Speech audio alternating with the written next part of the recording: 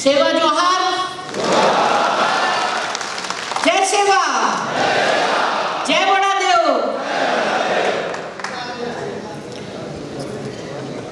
आदिवासी समन्वय मंच भारत एवं छत्तीसगढ़ सर्व आदिवासी समाज द्वारा आयोजित राष्ट्रीय आदिवासी सम्मेलन में उपस्थित मंचासीन हैं हमारे बीच में पूर्व केंद्रीय मंत्री भारत सरकार सम्माननीय श्री अरविंद नेताम जी, पूर्व अध्यक्ष राष्ट्रीय जनजाति आयोग सम्माननीय श्री नंद कुमार साहे जी,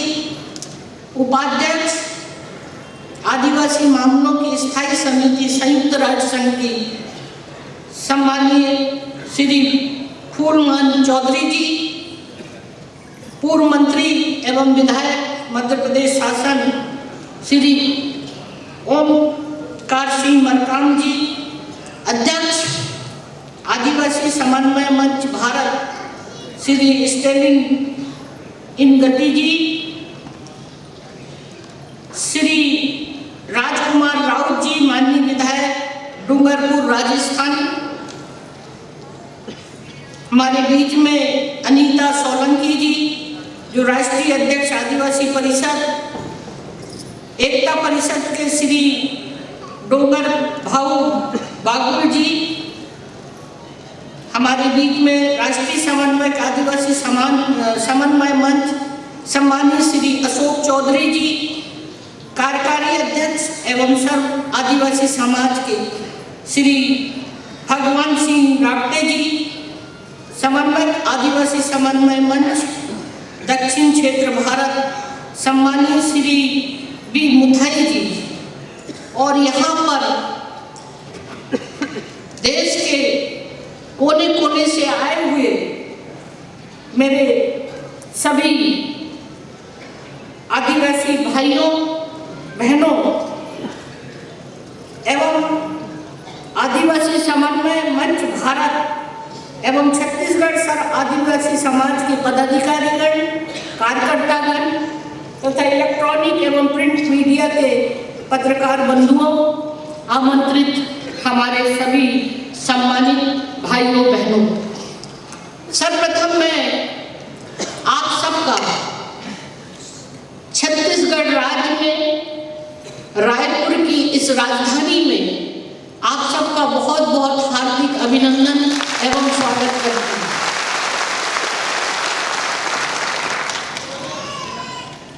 हालांकि ये 2 दिन का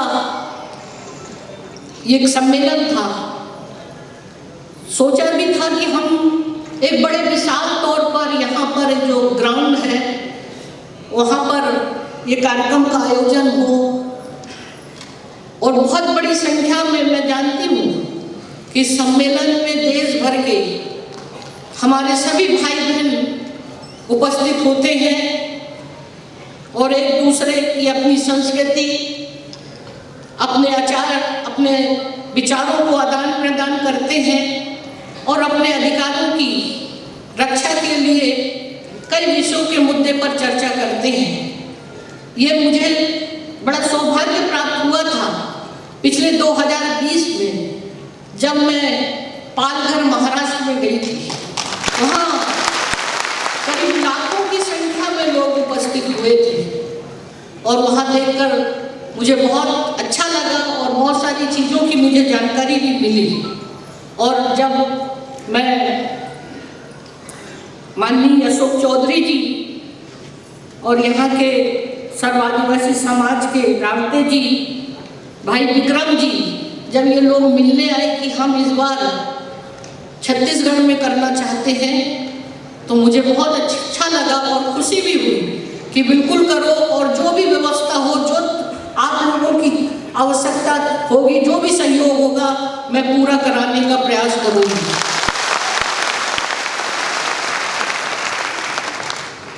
और आज इतनी विपरीत परिस्थिति होते हुए भी 2 दिन से लगातार इतनी बारिश हो रही है, फिर भी आपने अपना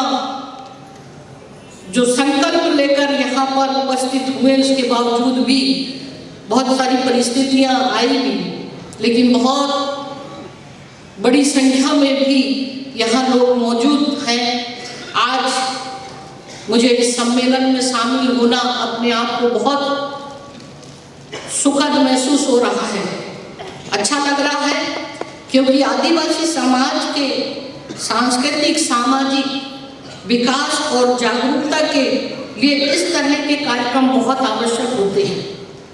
यहाँ उपस्थित सभी लोगों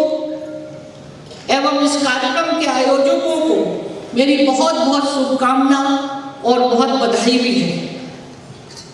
सबसे पहले मैं आज के इस महत्वपूर्ण मौके पर मैं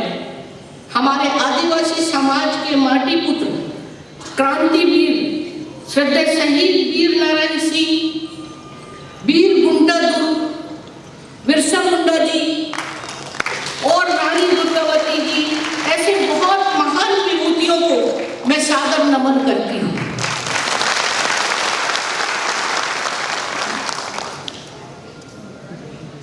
जनजातियों का इतिहास का महत्व, आदिवासी शब्द में ही यह अर्थ निहित है कि ये लोग उस स्थान विशेष के मूल निवासी हैं। इसी आदिवासी समुदाय ने प्रकृति के साथ रहते हुए आदिकाल से लगातार अपने परिवेश की देखभाल कर उसके संरक्षण और संवर्धन का काम किया है। दोनों एक दूसरे के पूरक होकर एक संतुलित जीवन यापन कर रहे हैं। इसके संदर्भ में विस्तार से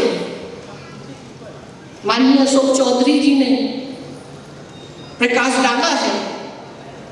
कि हमारा ये आदिवासी भाई पूरे देश में, मैं जानती हूँ, मैंने देश में जाकर हर प्रदेश का दौरा किया, बहुत करीब से मैंने आदिवासी समाज की वो तकलीफों को भी देखा है, कितना उसका स्वभाव कितना सहज होता है, कितना सरल होता है, किस तरह से वो थोड़े से भी उसमें अपनी जिंदगी, अपना पूरा परिवार को पालन पोषण करता है, लेकिन कभी वो दुखी नहीं होता है, सहज सरल और निश्चल होता है। वे अपनी बसावट में रीति रिवाज और मान्यताओं के साथ खुशहाल जीवन व्यतीत करते हैं। ये भी बात को मुझे महसूस हुआ कि और यही उनके स्वभाव का भी परिणाम ये हुआ कि देश की आज़ादी होने के बावजूद भी संविधान में हमारे देश के आदिवासी वर्ग के लिए इतने प्रावधान किए गए, इतने कानून बनाए गए, और उसके बाद भी मैं कभी कभी सोचती हूँ कि क्यों नहीं हमारा आदिवासी समाज का जैसा विकास होना चाहिए वो क्यों नहीं हो पाया। आज भी वो मुख्य मूलभूत समस्या से आज भी वो संघर्ष कर रहा है, उसको अपना अधिकार भी नहीं मिल रहा है। और उसके लिए मैं समझती हूँ कि जो हमारी सामाजिक संस्थाएं हैं देश भर में, उनके अधिकारों के लिए जो लड़ाई लड़ रहे हैं, वास्तव में जितना भी मिल सका है तो शायद उन संस्थाओं के लाखों कार्यकर्ताओं के बल पर मिला है, उनके अधिकारों को। और आप उनसे बोल रहे थे कि संविधान में 6वीं और 5वीं अनुसूची का प्रावधान किया गया, पेशा कानून उसमें लागू किया गया, लेकिन तमाम सारा अधिकार तो अनुसूचित क्षेत्र में, एक अनुसूचित क्षेत्र में अपनी स्वतंत्रता के साथ हमारा खुद वहाँ पर रहने वाला हमारा आदिवासी भाई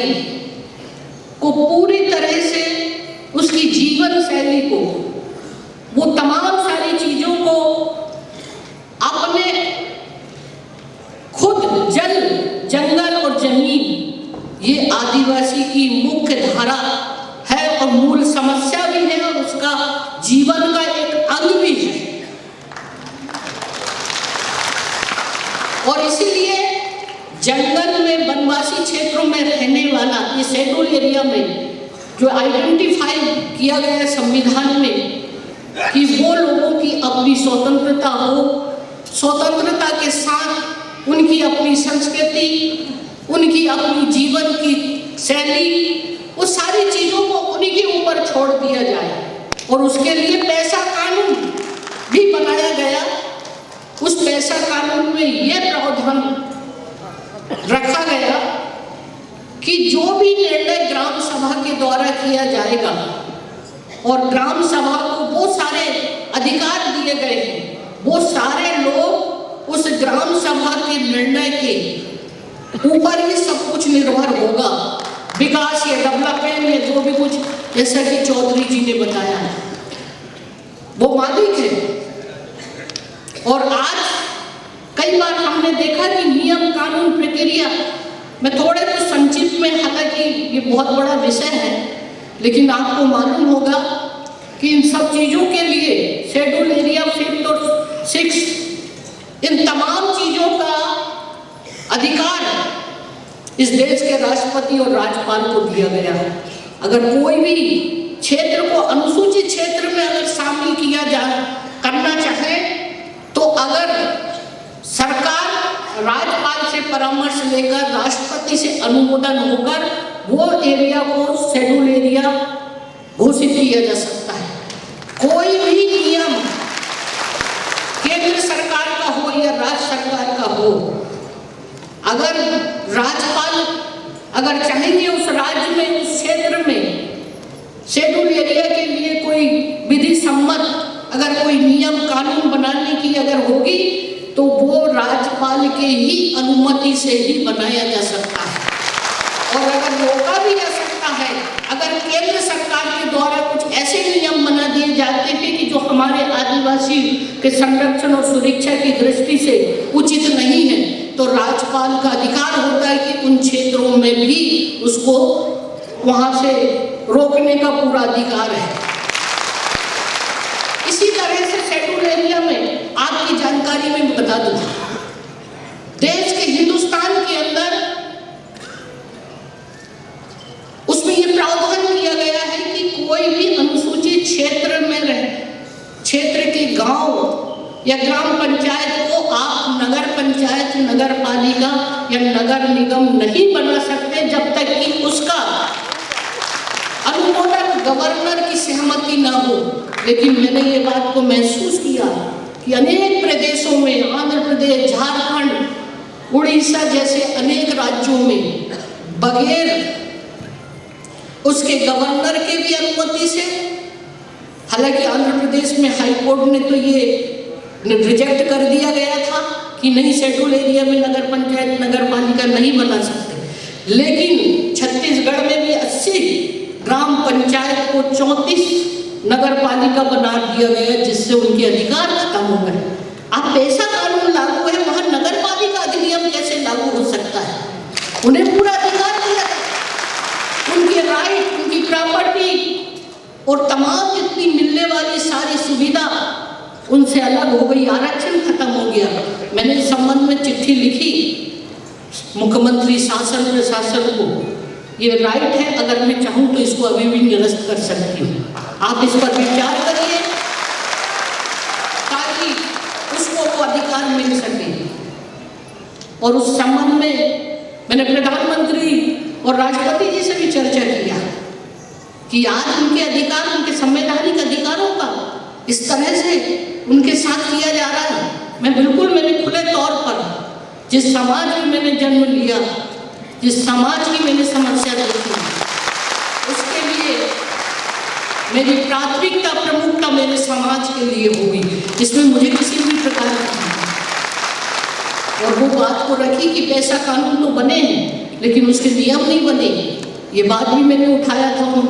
और कई, चाहे उत्तर प्रदेश की मामले की समस्या हो, चाहे झारखंड की हो, उड़ीसा की, अनेक,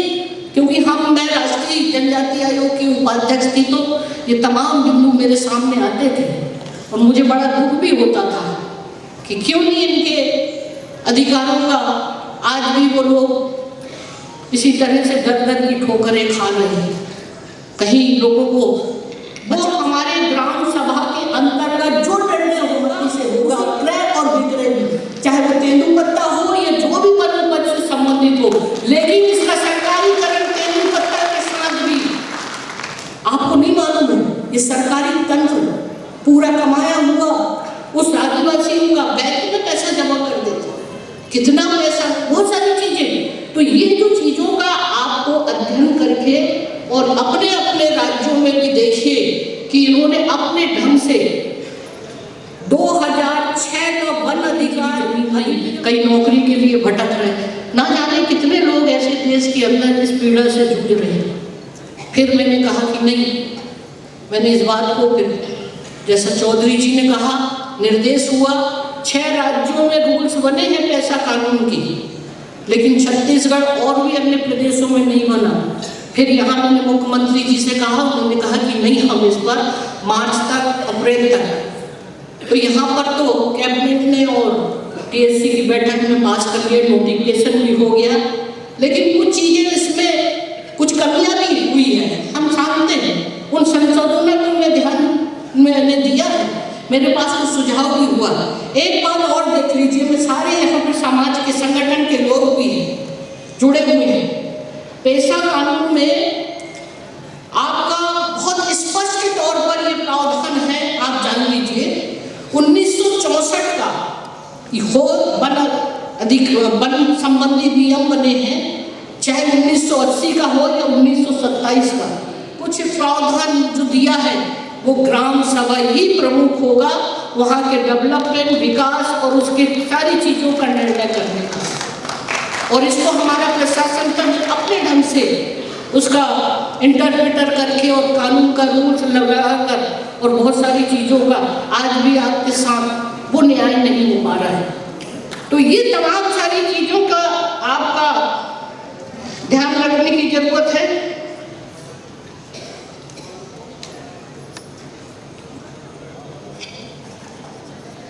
और एक बात, खैर ये तो बहुत बड़ी प्रक्रिया है, मैं छोटी छोटी चीज़ों का ध्यान आपकी ओर बताना चाह रही थी। विषय तो बहुत लंबा चौड़ा है, लेकिन एक बात और बता दूं कि जो आपकी जो शक्ति है, ताकत है, जो लंबे समय से आप हर अपने अपने राज्यों में अपनी अपनी आवाज़ को उठाते हैं और उसका निश्चित रूप से प्रशासन और शासन का ध्यान भी जाता है, और उसके लिए जो संगठन के हमारे जो यहाँ भी सर्व आदिवासी समाज के हमारे भाई लोग हैं, और आपका आदिवासी समन्वय मंच जो विभिन्न विषयों को लेकर केंद्र सरकार और राज्य सरकार की ओर ध्यान आकर्षित करता है, और उस दिशा में मैंने हमेशा समय उनका कहा है कि जब भी जरूरत पड़ेगी तो निश्चित रूप से मैं आपके साथ में हूँ और आपके हर संघर्ष के साथ में मैं रहूँगी, चाहे मैं सत्ता में रहूँ या ना रहूँ, लेकिन आपकी आवाज़ को जरूर रखूँगी। और इस बात को लेकर मैंने देश के प्रधानमंत्री और राष्ट्रपति जी से भी कहा था, जो भी आपकी देश की बहुत सारे इशू थे, और देख उनको महसूस हुआ कि आज भी 12 करोड़ हमारी देश की जनजातियाँ, 600 के लगभग विभिन्न जनजातियाँ के अपने सारी संस्कृति, अपनी परंपरा, अपनी रीति रिवाज अलग है, सबकी आर्थिक, सामाजिक, शैक्षणिक स्थिति का क्या हो। और यही वजह है कि आज़ादी के बाद पहली बार मुझे लगता है कि देश के कोने कोने से ये बात उठी थी कि इस देश में आज़ादी के बाद कोई देश का राष्ट्रपति आदिवासी समाज का नहीं हुआ है, इसलिए आदिवासी समाज का राष्ट्रपति होना चाहिए। और मैं समझती हूँ कि आपकी आवाज़ में, आपकी एकता ने पहली बार देश का राष्ट्रपति हमारे आदिवासी समाज को, और शायद पहली बार राष्ट्रपति के साथ राज्यपाल भी पहली बार।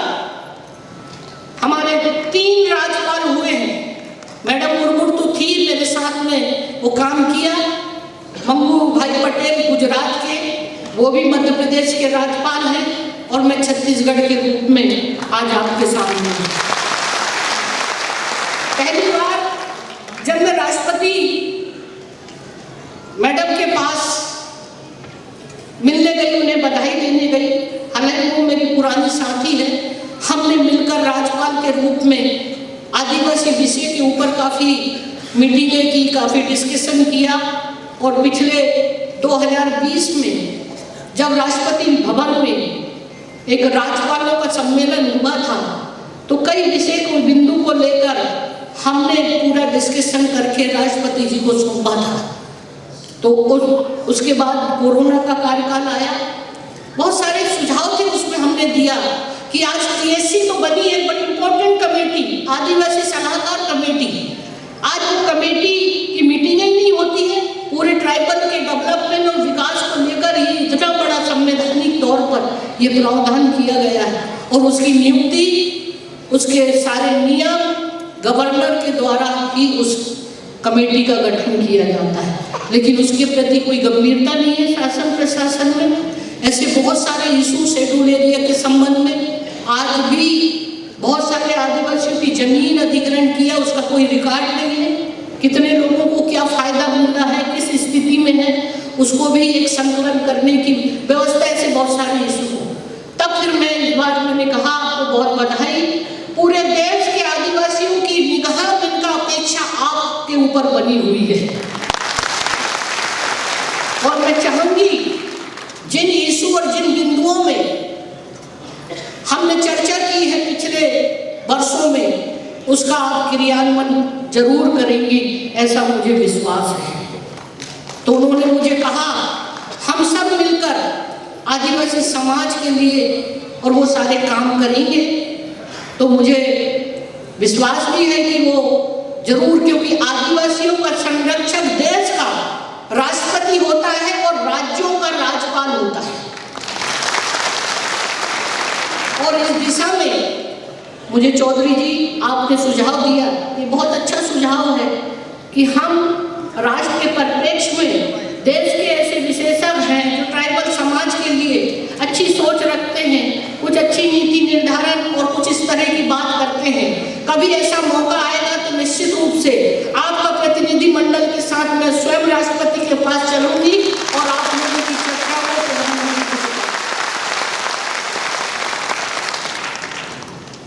क्योंकि ये सब चीजों को मैं अच्छी तरह से समझती हूँ। आज इस मौके पर मैं ये बताना चाहूंगी कि स्वतंत्रता संग्राम में जिन योगदान दिए हमारे समाज के लोग, जिन्होंने आज़ादी की लड़ाई में भाग लिया है, पहली बार इस देश के प्रधानमंत्री जी ने अमृत महोत्सव के उपलक्ष्य में 75वीं वर्षगांठ के लेकर जो हमारे समाज के और कुछ इस तरह के लोगों ने भाग लिया था, जिसमें जनजाति समुदाय के हजारों महिलाएं, पुरुषों और बच्चों ने ब्रिटिश शासन के अत्याचार के विरुद्ध संग्राम का बिगुल फूंका। छत्तीसगढ़ के जो हैं वीर गुंडाधुर शहीद वीर नारायण सिंह, रानी दुर्गावती और आपके झारखंड के भगवान बिरसा मुंडा और ऐसे टंट्या भील, रघुनाथ साह, मतलब ना जाने हर प्रदेशों में। तो मैं समझती हूँ कि आदिवासी समाज से यही मैं कहना चाहूँगी कि बहुत सारे लोग हैं जो गुमनामी में चले गए हैं, लोग उनको जानते नहीं हैं। आप लोग भी इस तरह के ऐसे लोगों को आप चिन्हित करिए और उनके नाम से अपने गांव में एक ऐसी स्मारक बनाए कि आने वाली पीढ़ी जो है उनको याद रखे और उनके मार्गदर्शन पे चले हुए कि किस तरह से उस समय के अभाव में भी उन्होंने लड़ाई लड़ी और आज़ादी दिलाई। तो आज का हमारा युवा वर्ग से मेरा यही आग्रह है कि आप में वो शक्ति है, वो ताकत है, एक समाज को एक दशा और दिशा बदलने की ताकत आप में है। जैसे बिरसा मुंडा भगवान ने पूरे वहाँ के राज्य के लिए, देश के लिए, आदिवासियों की समस्याओं के लिए आंदोलन किया, उन्हें हक दिलाया। रानी दुर्गावती जी ने उनके लिए किस तरह का, उनकी जमीन से लेकर, उनकी लगान से लेकर कृषि के क्षेत्र में ना जाने क्या क्या, तो उनके जीवनियों के बारे में भी हमें उनको लोगों को, हमारी आने वाली पीढ़ी को बताएं। इसका भी हम संगठन से मैं आग्रह करना चाहूंगी। और एक बात ये भी है, यह हमारे गर्व की बात भी है कि आज़ादी के अमृत महोत्सव वर्ष में, जैसे कि मैंने बताया कि भारत सरकार ने बिरसा मुंडा के जन्म दिवस को एक जनजाति गौरव दिवस के रूप में भी मनाने का निर्णय लिया है। ये हमारे जनजाति समाज के लिए गौरवशाली इतिहास का सम्मान मिला है। साथ ही मैं ये कहना चाहती हूँ कि आदिवासियों की भाषा, बोली, नृत्य, खान पान, रहन सहन, कला व संस्कृति की अपनी विशिष्टता है। इसे लुप्त होने से बचाने की कोशिश होनी चाहिए। जनजातियों की आस्था और मान्यताओं का सम्मान होने के साथ ही उन्हें मुख्य धारा से जोड़ने के लिए पर्याप्त अवसर मिलना चाहिए। मैं जनजाति समाज के प्रबुद्ध जनों से आग्रह करती हूँ कि वे समुदाय के लोगों के समग्र विकास तथा उत्थान में अपनी भूमिका निभाए। समाज में समानता की जो परिकल्पना की गई है उसे साकार करने के लिए समन्वित प्रयास किया जाना चाहिए। आज मुझे बहुत खुशी है कि इस छत्तीसगढ़ में हमारे देश के कोने कोने से हमारे आदिवासी समाज के भाई बहनें यहाँ पर इकट्ठी हुए हैं। और अभी मैं आसाम का, हमारी बहनों ने बहुत सुंदर नृत्य किया। देखिए, ये जो हमारी संस्कृति है इतनी बिल्कुल एक प्राकृतिक रूप से जो त्योहार, तीज त्योहार हम मनाते हैं कि इतना आनंद शायद मुझे समाज में, देश में, किसी और समाज में देखने को नहीं मिलता। हमारा समाज जो है एक सीमित मात्रा में भी इतना आनंद, और बच्चे, हमारी बहनें, भाई लोग इसी आनंद के साथ अपनी खुशियां मनाते हैं। लेकिन आज हमारी आने वाली पीढ़ी के बारे में भी चिंतन मनन करना चाहिए कि वो भी चाहें कि आपके भी बच्चे अच्छी शिक्षा लें, अच्छे पद पर पहुँचे और समाज को आगे बढ़ाने का काम करें। निश्चित रूप से हमारे अपने जो हमारे पूरे समाज के सामाजिक संगठन है, प्रबुद्ध वर्ग है, उन सब से मैं यही निवेदन करना चाहूँगी कि आप सब, हम सब संगठित होकर अगर किसी चीज़ के विषय में हम अपनी बात का ध्यान आकर्षण सरकार या प्रशासन को करेंगे तो एक न एक दिन जरूर उसका समाधान होकर रहेगा। हालांकि मैं कल भी आने की मेरी इच्छा थी, लेकिन थोड़ा सा मेरे पैर में एक प्रॉब्लम आ गई। आज ही मैंने थोड़ा सा ठीक लगा, मगर मेरे को हमेशा ये लगता था भाई विक्रम चौधरी जी, नागवंशी जी और जितने भी हमारे यहाँ पर बैठे हुए हैं नेताम जी, इस समय समय पर पूरे प्रदेश के बारे में चर्चा करते हैं। अशोक जी जब आए थे तो मैंने कहा था कि ये सारे इशू के ऊपर आप चिंतन कर लीजिए और जो भी निष्कर्ष आएगा आप मेरे पास लाइएगा और उस पर हम केंद्र सरकार के द्वारा या राज्य सरकारों के द्वारा किस तरह से उनके सामने अपनी बात को पहुंचा सकते हैं। इसमें जो भी मेरी मदद होगी तो मैं ज़रूर उस पर आपका सहयोग करते हुए ऊपर तक पहुंचाने का काम करूंगी। तो ये 2 दिन का जो निष्कर्ष होगा, मैं आप सबको बहुत बधाई और शुभकामना देती हूँ कि आपका ये 2 दिन का सम्मेलन बहुत सफल हो और जो मेरे दूसरे अन्य प्रदेशों से आए भाई बहनों को कोई तकलीफ अगर हुई होगी, किसी तरह की असुविधा होगी, इस तरह की उसके लिए भी मैं आपसे क्षमा मांगती हूँ और बहुत बहुत धन्यवाद। और कभी भी कोई भी मेरे लायक आपके राज्यों की अगर किसी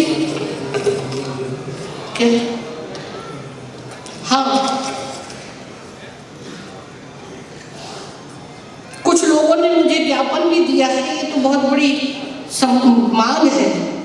एक कोरकू आदिवासी समुदाय को अनुसूचित जनजाति आदिवासी का दर्जा देने बाबत